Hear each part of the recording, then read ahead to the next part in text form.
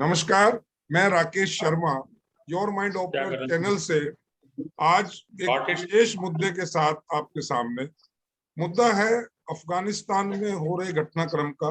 जिस ढंग से तालिबान ने अफगानिस्तान पर कब्जा किया और उसके बाद का जो घटनाक्रम है, हम आज उसके बारे में बातचीत करेंगे। आज इसी बातचीत को करने के लिए हमारे साथ बहुत खास मेहमान हमारे साथ जुड़े हैं। हमारे साथ कर्नल धर्मवीर सिंह हैं, जो दिल्ली में हैं अभी, और इन्होंने सेना में अपने बहुमूल्य समय दिया है और एक बहुत अच्छा एक्सपीरियंस इनको है। हमारे साथ J&K से रिटायर्ड SSP अमजद बीर परवेज मिर्जा साहब हमारे साथ हैं, मैं उनका स्वागत करता हूं। हमारे साथ मशहूर समाज सेविका और मैं कहना चाहूंगा जिन्होंने हजारों लोगों को रोजगार दे दिया है और कृष्ण भक्त राधा रूपी मैं कहूंगा सुषमा राय जी हैं, मैं उनका भी स्वागत करता हूं। हमारे साथ डेजी वरुण साहब हैं, जो बहुत ही जबरदस्त कॉर्पोरेटर ट्रेनर है, मैं उनका भी स्वागत करता हूं। वो मुंबई से हमारे साथ जुड़ी है। तो हमारे साथ निजामुद्दीन खान है, जो सेंट्रल मिनिस्ट्री में काम कर चुके हैं और एक उनका बहुत जबरदस्त सरकारों का किस ढंग से काम करते हैं सरकार में लोग और किस ढंग से सरकारें चलती हैं, उनका एक बहुत वास्ट एक्सपीरियंस है इस बारे में। तो मैं सबसे पहले कर्नल साहब आपके पास आना चाहूंगा। कर्नल साहब, ये जो घटनाक्रम है, इसको आप किस सेंस में लेते हैं, किस व्यू में लेते हैं? ये क्या पहले से निश्चित था जो भी कुछ हुआ तालिबानियों ने जो किया अफगानिस्तान के साथ? कर्नल साहब। Sir, good evening. Good evening to all Very the good. ladies and gentlemen on the panel. Sir, as is concerned, now for last 40 years or so, we are seeing people are suffering because of foreign interventions. If you go back to 60s and 50s, Afghanistan was very different country. It was not as hardliner people as we see today. It was very liberal society. You look at them, they were into art, cinema, culture, and yes, so different. We can't believe that today there is so much restriction on them. Notwithstanding all that, sir, I personally feel Afghanistan has become a play field for these foreign powers because of its strategic location. Russians came, they got defeated, and only outcome of that was they gave this jihad and they added problem to Kashmir. Secondly, once they were out, these Talibani people, they took over, and they are hardliners. They want to implement Sharia law, and I feel they don't believe in the democratic system. But that's okay, sir.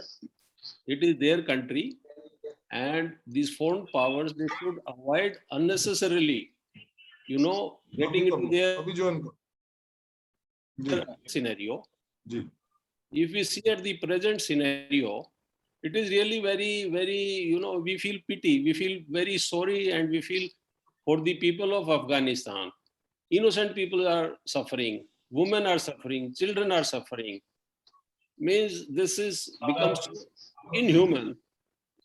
I feel international community should come forward and try and stabilize the present scenario. It is for the humanity. And command and control. There is no command and control at the moment.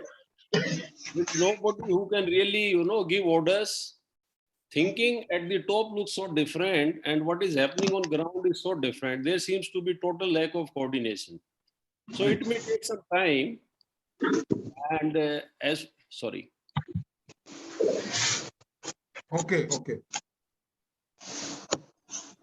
Okay, sir.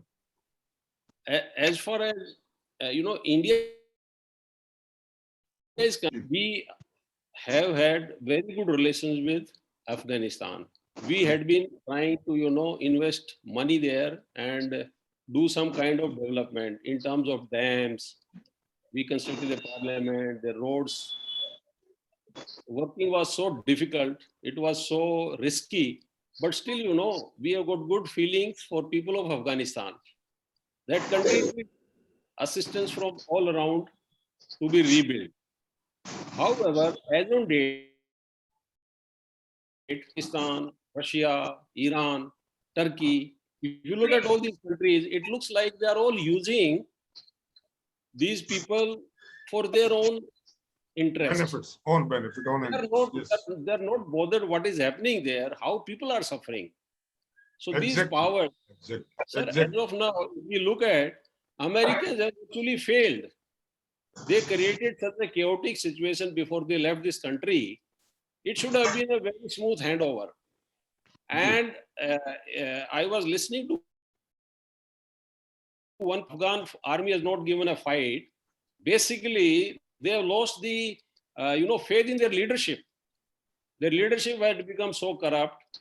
These people were not getting their pay. वो colonel साहब वो सब reasons तो रहे, वो सब reasons का result ये हुआ कि तालिबान ने टेक ओवर कर लिया, और तालिबान के टेक ओवर करने के बाद जो वहां जानवरों जैसा व्यवहार इंसानों के साथ किया जा रहा है, जो बर्बरता, जो अत्याचार, specially about the ladies I am saying concern, कि जिस ढंग से वहां जो हो रहा है वो एक अलग मुद्दा हो गया।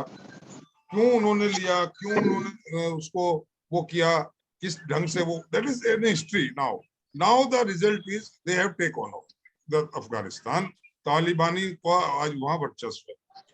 मैं सीधा अमजद साहब के पास आ रहा हूँ। मिर्जा साहब, आपका तो बहुत वास्ट एक्सपीरियंस यूएन में, बोस्निया में आप रहे, पीस कीपिंग फोर्सेस में आप रहे, आप इसको किस एंगल से लेते हैं कि ये क्या इंटरेस्ट रहे होंगे कि चाइना उसको सपोर्ट कर रहा है, रशिया उसको सपोर्ट कर रहा है, और not even China, Russia, Pakistan तो चलो मानने में आता है कि पाकिस्तान तो ये सब करेगा ही। तो in what is the reason behind it in your view, Mir साहब? Thank you very much. ऐसा है शर्मा साहब, जो अफगानिस्तान में घटना हुई है कि 3-3.5 लाख फौज जो है, जिस पे हम सबको नाज था कि वो रेजिस्ट करेंगे, लेकिन उन्होंने हथियार डाल दिए और वो भी तालिबान के साथ जा मिल बैठे। जी, सिचुएशन हुई है तो रही है, उसमें अब अमेरिका का क्या रोल था वो आप सब लोग जानते हैं। और दूसरा, पहले जो अमेरिका कहता था कि मैंने काबुल, अफगानिस्तान को पूरा फतह कर लिया था, वो गलत है। क्योंकि मैं भी यूएन में रहा हूँ, एसओपीज जो वो कहती हैं, जो भी यहाँ काम करने जाता है उसकी एसओपीज कहती हैं कि कच्चे रास्ते से आपने ना ड्राइव करना है, ना चलना है, और ना गली मोहल्ले के अंदर जाना है, तो ना पहाड़ियों पर चढ़े।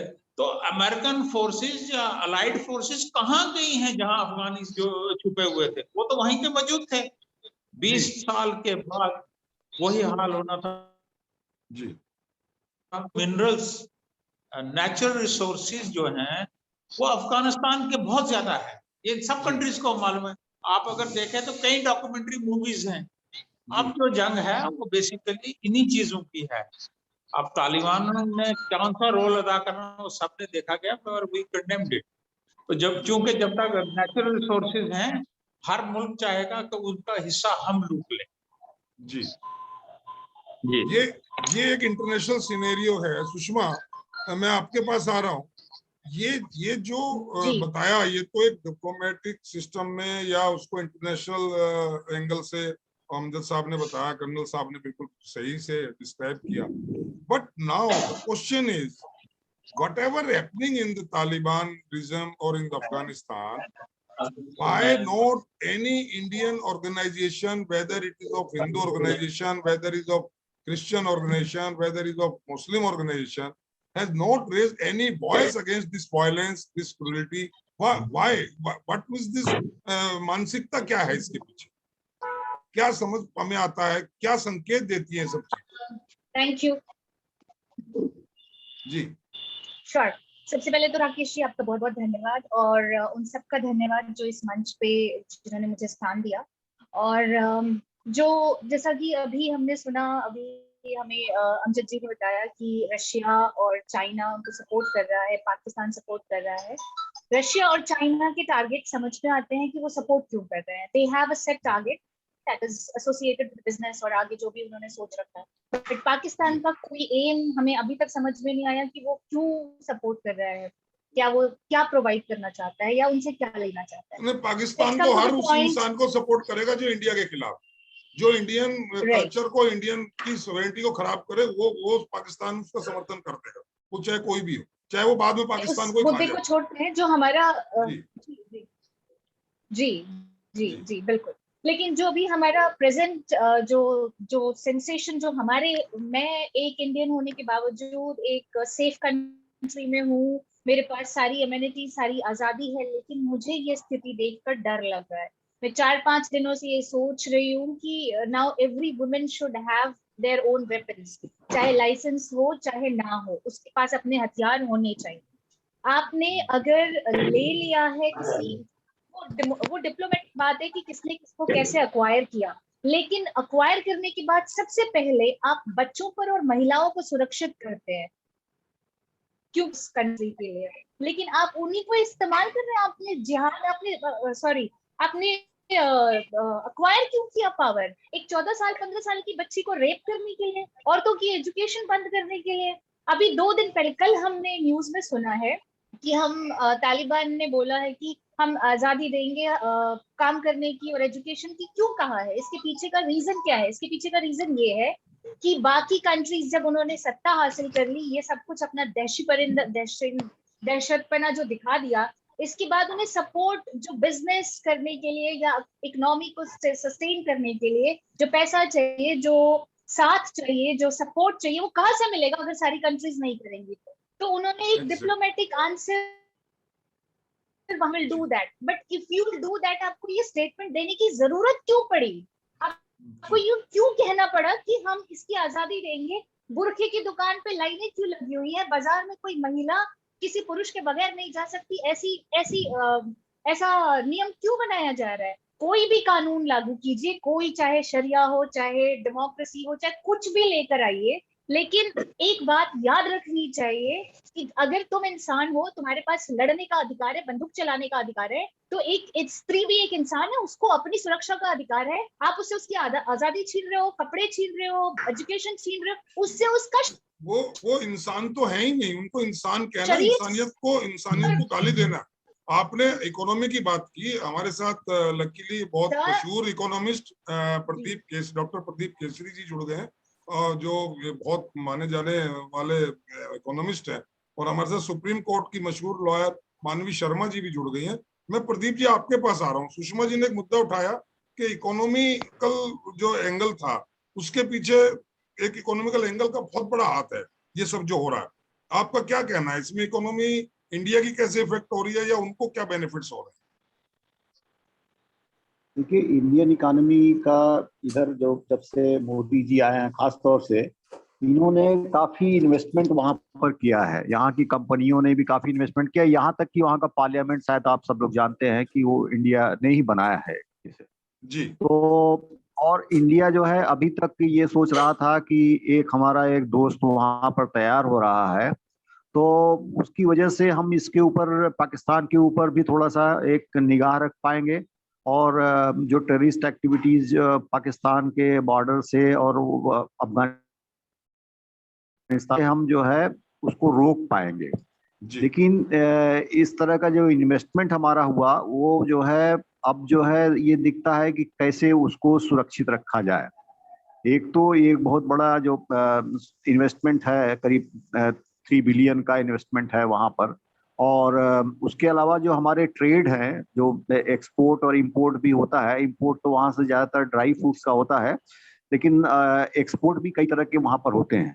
तो अब वो जो है एक्सपोर्ट भी शायद हो सकता है कि उस तरह से पॉसिबल ना हो, क्योंकि चाइना भी वहां पर जो है इंटर कर रहा है, और चाइना का इंटरेस्ट जो सबसे बड़ा है कि वो एक रोड जो बना रहा है, बहुत बड़ी रोड बना रहा है, तो वो जो है उसके लिए थोड़ा आसान हो जाएगा वहां से निकलने के लिए, क्योंकि पाकिस्तान और अगर वो मिल गए वो लोग, तो ये सबसे बड़ी जो है इंडिया के लिए सोचने की बात होगी कैसे इस सब चीजों को हम कंट्रोल करें। Exactly. इसके अलावा जो टेररिस्ट जी जी सारी चीजें होती हैं वो सब शायद अब जो है इस थोड़ा आसान हो जाएगा। लेकिन अभी एक बहुत अच्छी न्यूज आई है कि यूएस ने उनके जो जितने भी तमाम तरह की जो असिस्टेंस उनको मिल रहा था वो सारे उन्होंने फ्रीज कर दिए हैं। इवन आईएमएफ की ओर से भी जो असिस्टेंस मिलना था वो सब भी फ्रीज हो गए हैं। तो इनको अल्टीमेटली जाना पड़ेगा उनके पास और उनकी कुछ शर्तों को मानना पड़ेगा।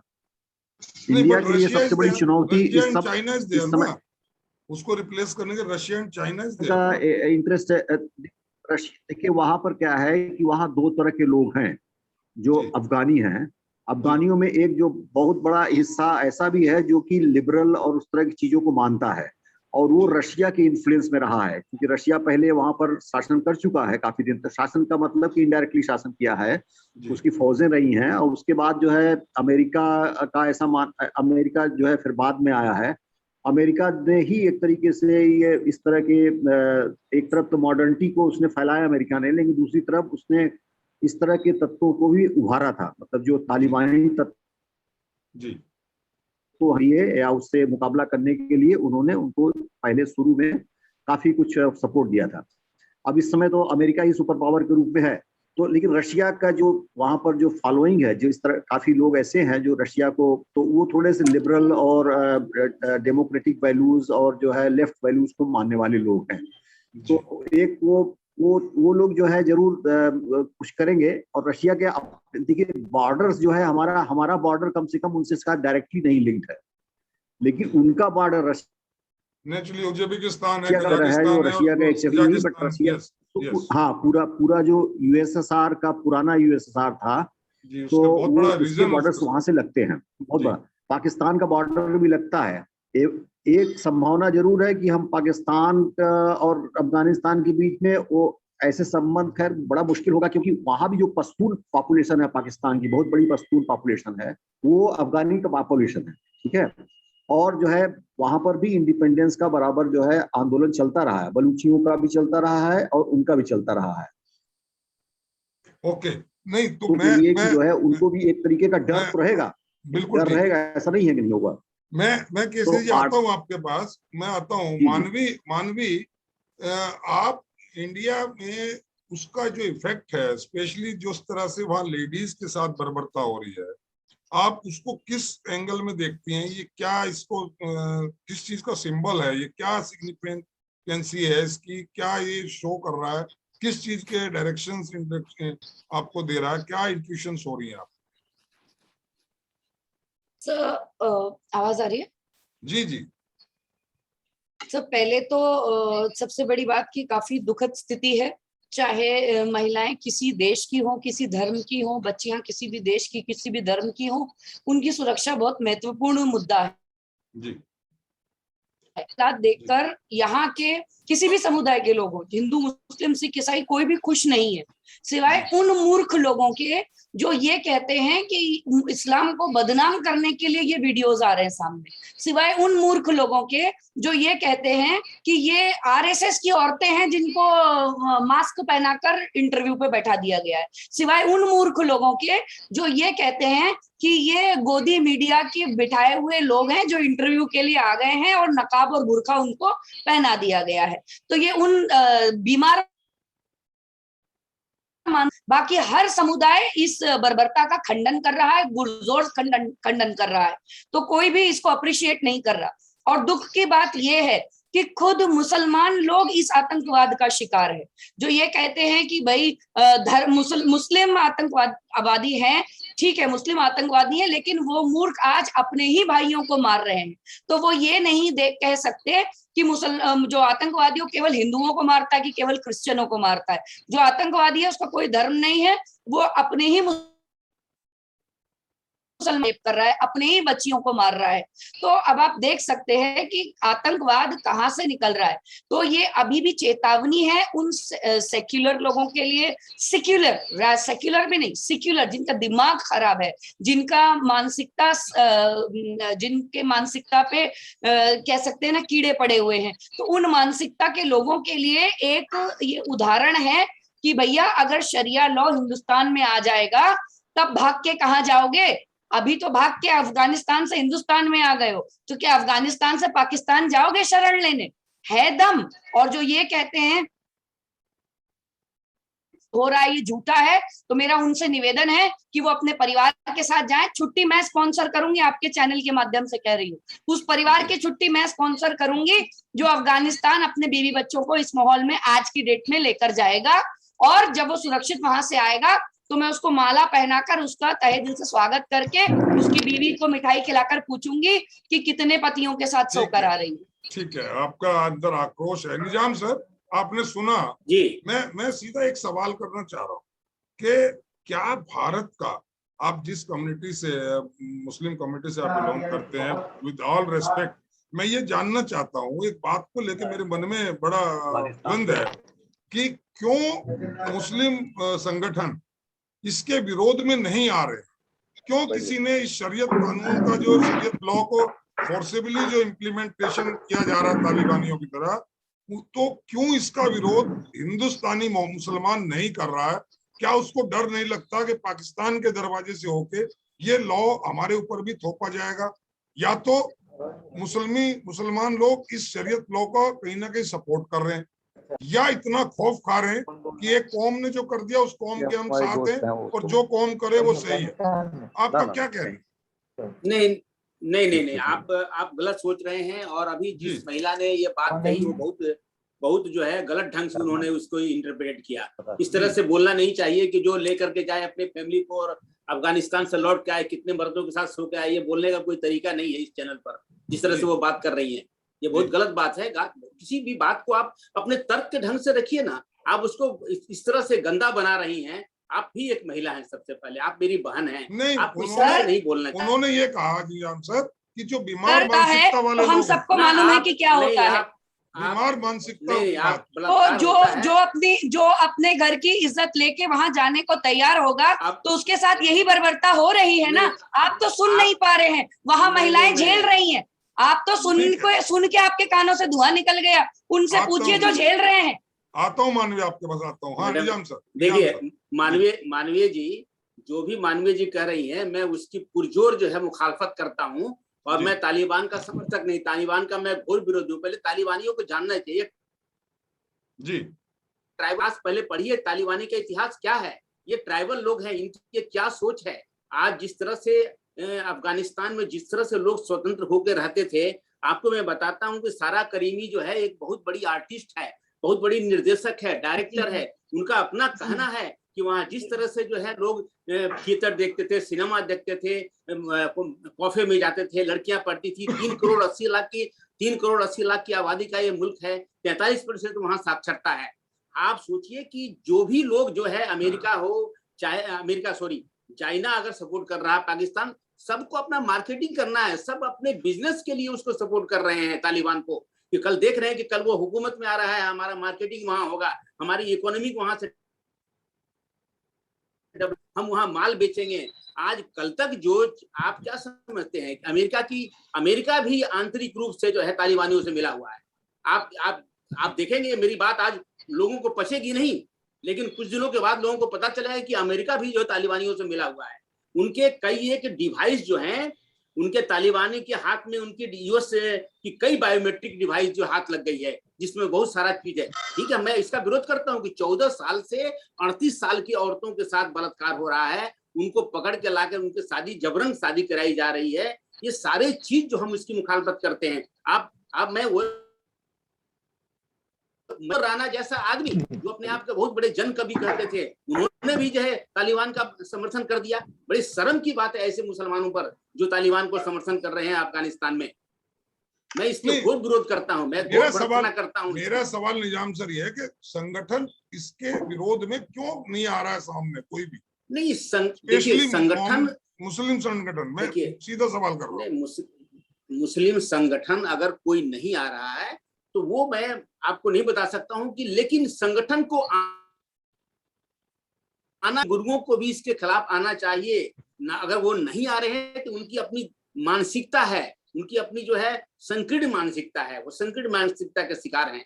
लेकिन मैं संकीर्ण मानसिकता को मैं घोर निंदा करता हूँ। नहीं, सवाल सर ये है कि क्या वो उसका मौन समर्थन कर रहे हैं या खौफ खा रहे हैं? कोई वजह हो सकती है। नहीं, वो यहाँ सैकड़ों संगठन ऐसे हुए हैं अभी एग्जिस्ट कर रहे हैं इंडिया में, जो जरा सी कोई बात होती है कैंडल मार्च निकालते हैं, इंडिया गेट पर धरना देते हैं और तरह तरह के आंदोलन शुरू करते हैं, तरह तरह की पॉलिटिकल पार्टियां झंडा लेके पहुंचती हैं। इसमें कोई क्यों नहीं पहुंच रहा है? क्या रीजन क्या है? हम ये सोच रहे हैं बैठे हुए कि ये इसका मौन समर्थन है आप लोगों का, हम ये सोच रहे हैं। नहीं राकेश शर्मा जी, ये मौन समर्थन है। सारे लोग तालिबान के खिलाफ हैं। जी, हिंदुस्तान का 25%। जी राकेश जी, मैं ये बोलूंगी कि आप सिर्फ एक मुस्लिम कम्युनिटी की बात कर रहे हैं। सबकी जो भी इसके खिलाफ नहीं बोल रहा। सबकी बात जी, मेरा बस यही कहना है कि एक कम्युनिटी नहीं, पूरा देश। शेरा करीमी की जिसकी बात की सर ने, वो उन्होंने गुहार लगाई 2 बार इंटरनेशनल प्लेटफॉर्म पे, लिखा है बाकी दुनिया के लोगों हमें बचा लो, हमें मदद करो। Nobody is reverting to her, nobody is अरे कुछ नहीं कर सकते। वही मैं कह रहा हूँ कि कहाँ गए वो कैंडल मार्च वाली महिला संगठन वाली औरतें, कहाँ गई वो सारे आंदोलन कराने वाली लोग हैं जो बोल रहे हैं? कहाँ महिला आयोग चले गए, कहाँ सारा ह्यूमन राइट कमीशन चला गया, कहाँ सब लोग हैं? क्यों ये तांडव देख रहा है पूरा समाज? यही तो अफसोस की बात है राकेश जी, यही तो अफसोस की बात है कि लोग निकल के क्यों नहीं आ रहे हैं तालिबानी के खिलाफ में। ठीक है, आप वहां जाकर के उनको आप नहीं बचा सकते हैं, लेकिन आप एक मोरल सपोर्ट तो दीजिए। सारा करीमी ने तो यही कहा। ये मोरल सपोर्ट जो है लोगों को देना चाहिए, जिससे एक पैगाम जाए, एक पैगाम जाए। डेजी कुछ कहना चाह रहे हैं? Daisy, are you hearing? Daisy? नहीं, मैं सुन रही हूँ सर। आप बोलिए। सुन रही हूँ सर। आप कहें निजामुद्दीन साहब को बात पूरी करने दें। जी, इसके बाद आप बताइए। मैं ये कह रहा हूँ कि जिस तरह से अफगानिस्तान में जिस तरह से लोगों को दबाया जा रहा है, मारा जा रहा है, लोग वहां आजादी का जश्न मनाने के लिए, आप एक चीज मान के चलिए राकेश जी, कि जो 2-3 दिनों की घटनाएं हुई है, लोग जो है तालिबान के खिलाफ वहां झंडा बुलंद कर रहे हैं, अफगानिस्तान का झंडा फहरा रहे हैं, तालिबान का झंडा को पैरों से कुचल रहे हैं। वहां जन आक्रोश आ गई है और आप देखेंगे कि जिस तरह से गुलामी के रास्ते पर ला रहा था तालिबान, कहीं तालिबान को वहां के जनता ही नष्ट। जी, अच्छा हो अगर ऐसा हो। सर, इसका सर हो चुका है, मैं आपको बताऊं, हो चुका है, क्योंकि अभी कुछ मैं उस एरिया का नाम भूल रही हूँ, तो उस एरिया की महिलाएं संगठित होकर उन्होंने हथियार उठाए, उन्होंने बोला है जब मरना ही है तो लड़के मरेंगे, लड़के मरेंगे। वो इलाका पंजशीर है। पंजशीर जो है घाटी में आज भी तालिबानी का कब्जा नहीं हो पाया है। पंजशीर घाटी में आज भी उनका कब्जा नहीं हो पाया है। ठीक है डेजी, अब बताएं आप। Daisy, being a woman, what you want to say? What should the Indian woman should raise the voice or not? Indian women, I mean, जैसे आपका चर्चा का विषय है कि क्या ये मौन स्वीकृति है, तो मेरा सवाल ये है कि हम सिर्फ भारत को ही कटघरे में क्यों खड़ा कर रहे हैं? विश्व स्तर पर देखिए ना, कितने इस्लामिक देश हैं, लगभग 50 के करीब, जो 52 कंट्री है। ठीक है, 52 जी। Yes Daisy. और हम क्यों नहीं पूछ रहे हैं कि अगर जैसा निजामुद्दीन साहब ने कहा कि तालिबान है, एक पुरानी सोच है, तो कहाँ है सऊदी अरेबिया, कहाँ है आपका इतने 50 आपके इस्लामिक नेशंस हैं, वो क्यों आवाज नहीं उठा रहे हैं? हमें पूछने के लिए बहुत सवाल हैं साहब, मेरे पास तो जवाब नहीं है किसी भी चीज के, क्योंकि मैं किसी भी तरह की सोशल पॉलिटिकल जियोपॉलिटिकल एक्सपर्ट नहीं हूँ। मैं एक आम साधारण भारतीय नागरिक हूँ जो सामाजिक उसी साधारण नागरिक और राजनीतिक तौर पे सजग रहने की कोशिश चाहते हैं। इसी साधारण महिला की आवाज पूरे देश की आवाज है। शायद मैं इसीलिए आपका इन्विटेशन मैंने इसीलिए एक्सेप्ट किया, क्योंकि ये जी सवाल रख सकती हूँ कि कहाँ हैं ये लोग, कहाँ है, और हम सिर्फ भारत को क्यों कटघरे में खड़ा कर रहे हैं कि भारत में क्यों मौन है? मैं पूरे विश्व से पूछना चाहती हूँ कि आप मैडम क्यों इस मौन हैं? बात पे मैं आपका जवाब देना चाहूंगी कि हम भारत की बात क्यों कर रहे हैं। पहली चीज, हम भारत की बात इसलिए कर रहे हैं क्योंकि हम भारतीय हैं और यहाँ पर वो लोग हैं जो इसको जायज ठहरा रहे हैं और ऐसे ही हालात पैदा करने के लिए शरिया लॉ की वकालत करते हैं। वो शरिया लॉ के पक्ष में है, तो वो शरिया लॉ यहाँ ना आ जाए। आप और हम अपने बच्चों को लेकर ना भाग रहे हो एयरपोर्ट की तरफ, इसलिए हमें विरोध कर वक्त है, संभल जाओ। कर्नल साहब आपने सबको सुना। एक मिनट आता हूँ, मैं दोबारा आता हूँ। कर्नल धर्मवीर अनम्यूट कर लें। हाँ बताएं। राकेश जी, एक छोटी सी बात पूरी कर लेने में, मानवी जी ने जो कहा मैं उसका जवाब देना चाहती हूँ कि भारत में ये सिर्फ इस समय डर का माहौल है। अगर वहां पर तालिबान ने कब्जा कर लिया है, वो तो पहले भी था ना, 20 साल पहले भी था, तो कहाँ भारत में शरिया लॉ आ गया? तो भारत इस समय अगर हम सिर्फ एक डर का माहौल खड़ा करना चाहें तो चीख सकते हैं, खूब चिल्ला सकते हैं, हल्ला मचा सकते हैं जी, लेकिन देखें तो ये सवाल सिर्फ भारत में शरिया लॉ का नहीं है। वो तो आप जैसे गुणी एडवोकेट्स वहां बैठे हैं और हमें आप सब पे पूरा भरोसा है कि आप ऐसा कुछ होने नहीं देंगे कि भारत में शरिया लॉ जैसी चीज जबरन लागू कर दी जाए। हमारा पूरा रिप्रेजेंटेशन होगा, हमें अपनी डेमोक्रेसी पे भरोसा है। तो मुझे भारत से कोई शिकायत नहीं है। इस मुद्दे पर मेरी शिकायत बहुत बड़ी है। इस मुद्दे पर मेरी शिकायत पूरे विश्व गुरुओं से है, धर्म गुरुओं से है, उन सभी so called powers, political powers से है जिन्होंने इस पूरे तमाशे को खड़ा किया और फिर अब मौन गलाए रखा सालों साल। और इसको बहुत बड़ी बात डेजी ने कही है, बहुत जबरदस्त मुद्दा उठाया है। हम इस पे एक डिबेट और करेंगे, 1-2 दिन में ही करेंगे, आपको स्पेशली इनवाइट मैं करूंगा। कर्नल साहब, इससे पहले प्रदीप जी के पास में आऊं, प्रदीप जी भी कुछ कहना चाह रहे हैं। कर्नल साहब हाँ बताएं। मैं ये कहना चाह रहा था जो कि वो बहुत इम्पोर्टेंट है कि भारत जो है स्पेशली इम्पोर्टेंट इसलिए है कि भारत ने सबसे ज्यादा टेररिज्म का शिकार रहा है जी। कश्मीर घाटी में सब लोगों ने देखा है कि किस तरह से अफगानिस्तान और तालिबानी या उसके जो तमाम अलग अलग ग्रुप्स हैं, उन लोगों ने किस तरह से कश्मीर में रेड किया है और वहां की पूरी पॉपुलेशन को मतलब शरिया लॉ के अंतर्गत या उस तरह के तमाम जो उसके गंभीर परिणाम है उसको देखना पड़ा है, जबकि वो भारत का अंग था। उसके बावजूद ये सब चीजें होती रही हैं। तो आप ये समझ लीजिए कि तो ऐसा ये मानना गलत है कि भारत के लिए जो है चिंता का विषय नहीं है, क्योंकि भारत की औरतों के लिए भी चिंता का विषय है। बिल्कुल ठीक कहा कर्नल साहब। हैं उनके यहाँ अगर ऐसा होगा, आपको लोगों को याद होगा एक बार जो है जब सिख मूवमेंट बहुत हावी हो गया था और तो पंजाब में उन्होंने यही कहा था, पहला काम ये कहा था ना कि औरतों को, सारे लोगों को साड़ी वाड़ी कोई नहीं पहन सकता है, वहां पर सलवार कुर्ता ही पहनेंगे, बिंदी नहीं लगाएंगे। तो ये सब स्थितियां जो है यहाँ पर भी, जहां पर मेजॉरिटीज हैं उस तरह की चीजें हो सकती हैं। तो ये ऐसा सोचना नहीं चाहिए कि नहीं हो सकता है। और कुछ लोग तो सीख लेंगे, जो इस तरह के मेंटलिटी के लोग हैं वो अपने अपनी कम्युनिटीज में इस तरह की सीख वहां से लेंगे। बिल्कुल ठीक। कर्नल साहब, आपने सभी को सुना बड़े इत्मीनान से। धारा जो है मैं आता हूँ पूरी दुनिया में है। मैं केसरी आता हूँ, बहुत बड़ी बात आपने भी कही। कर्नल धर्मवीर सिंह, मैं आपके पास आ रहा हूँ, आपने सबको सुना है। एज ए कंक्लूजन, मेरा जो आज का हमारा जो इस डिबेट का मुद्दा भी यही था कि ये जो हमारे पड़ोस में घटनाक्रम घटित हो रहा है, इसका डायरेक्ट इनडायरेक्ट इफेक्ट आज भी है।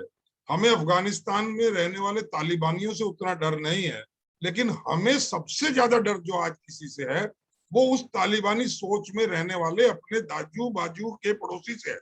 वो हर जगह है, वो सिर्फ कश्मीर या लद्दाख या कहीं एक जगह नहीं है, वो दिल्ली में भी है, वो मुंबई में भी है, वो यूपी में भी है, बिहार में भी है। सो मैं ये जानना चाहता हूँ, क्या इस बारे में कुछ नहीं किया जा सकता? संक्षेप में, हमारे पास 2 मिनट बचे हैं मुश्किल से। जी सर, देखो जो अफगानिस्तान की जो कंडीशन है इस टाइम, काफी लोगों ने ये बोला कि ये इसलिए है कि लोग उनके साथ बिजनेस करना चाहते हैं, बिजनेस करते हैं, लेकिन Afghanistan is a very disturbed territory and इसकी जियोपॉलिटिकल जो सिचुएशन है उसको कुछ कंट्रीज एक्सप्लॉइट करना चाहते हैं, जैसे पाकिस्तान है, चाइना है, वो बेसिकली इसको हमारे खिलाफ एशिया की जो पावर की जो स्ट्रगल है, ये खेल सारा उसका है सर। और as far as Russia is concerned, Russia आपको याद होगा चेचेनिया और उस सब एरिया के अंदर बहुत कुछ जी मुस्लिम पॉपुलेशन है, तो रशिया नहीं चाहता कि ये जो अफगानिस्तान का मूवमेंट है ये कि चेचेनिया या रशिया तक पहुंच जाए। This is main reason. तो सर एक मैं आपको इंटरप्ट कर रहा हूँ सर, इसमें इंडियन मिलिट्री को कुछ स्पेशल प्रिकॉशन लेनी पड़ेगी आपके हिसाब से? सर देखिए, as far as Indian military is concern, इनका जो थ्रेट है अपने को कश्मीर में जो टेररिज्म चल रहा है वो बेसिकली इस्लामिक जिहाद है और पाकिस्तान स्पॉन्सर्ड है। रशियन जब पाकिस्तान में आए थे, they were there for almost 10 years, और जितने भी अफगान रेफ्यूजीज पाकिस्तान पेशावर इस एरिया में आए, अमेरिका और जनरल जियाउल हक इन्होंने उनको आर्म किया, ट्रेन किया और उनको डाइवर्ट कर दिया कश्मीर की तरफ। तो अपने को आज भी वो डर है और इंडियन आर्मी को बहुत अलर्ट रहना पड़ेगा। हम ऑलरेडी अलर्ट हैं, लेकिन क्या है, हमारा जो सिक्योरिटी सिचुएशन है वो बहुत कॉम्प्लेक्स हो रहा है। एक तरफ ईस्टर्न लद्दाख में चाइना प्रॉब्लम कर रहा है, दूसरी तरफ ये अगर अफगानिस्तान हमारी सिक्योरिटी के लिए बहुत खराब है। और दूसरा सर, ये जो चाइनीज इंटरेस्ट है बेसिकली सिंजियांग प्रोविंस के अंदर जो यूइगर पॉपुलेशन है वो बहुत अपने अधिकारों के लिए लड़ रहे हैं, जिनको बहुत बुरी तरह से चाइना दबा रहा है उनको। बिल्कुल ठीक। मैं सर टाइम की कमी की वजह से सर आपसे बहुत कुछ सुनना है, और आज जिस तरीके से लोगों ने अपने बेबाक विचार रखे, और मैं इंडिविजुअली मैं कहना चाहूँ कि डेजी ने गागर में सागर भरी और निजाम साहब ने एक मतलब बहुत ही स्पष्ट रूप से अपनी बात रखी कि हिंदुस्तान का मुसलमान पहले हिंदुस्तानी है, बाद में वो किसी धर्म का आदमी है। तो ये बात, इतना डेयरिंग स्टेटमेंट देना ऑनलाइन पूरा वर्ल्ड के सामने, इट्स सैल्यूट मिस्टर निजाम।